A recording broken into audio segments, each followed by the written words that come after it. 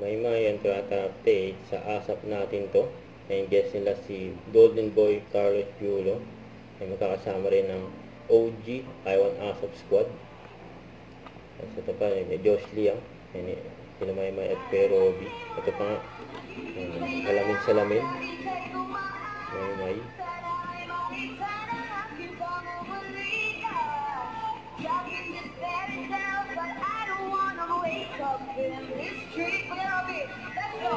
Let's go. OG Taiwan ASAP Squad. May Kuya Robby, Edward Tony. Magkakasama tayo. Sobrang saya. Happy. Andito yung paborito kong love team sa lahat. Yan ang lahat team daw. Andito ang Don P. Ako sobrang happy ako ngayon kasi magkasama tayo ang OG I1 ASAP host. Tayo yun. Masasabi ko isang golden moment ito. Golden moment.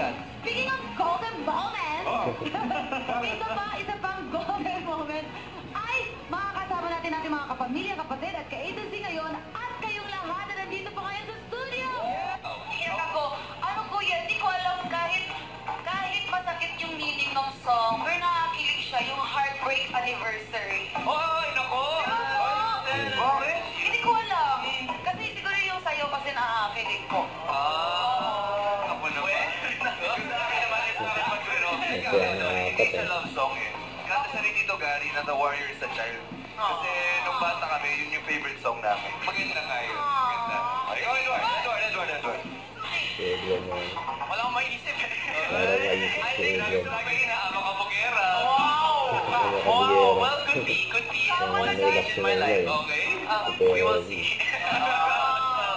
Ay, but there's so much more. Ako, yung You Are My Sunshine. You Are My Sunshine. Only sunshine. Sabi ko Kuya Robby. Ba't ka na, ano to? Saan ka nakatuguro? Sa akin ba o? Kasi yung sunshine, medyo maulan din sa Pilipinas ngayon eh. Hindi, kasi kinakanta ko yun 11 years ago eh. With my family as well. Oh, that's very nice. Lagi ako kilig pag nandito ako sa ASA. Bakit? Bakit mo ako tanongin bakit? Bakit ka? Uy na, ako ba gusto mong katabi o iba? Ito na lang, tinisigit ko. Ay, naku naman o.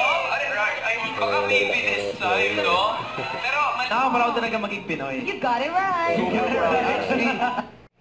Huwag kalimutan mag-subscribe, click ang notification bell for more update. Ito po ang Richard Reaction Vlog. Bye guys, team for what?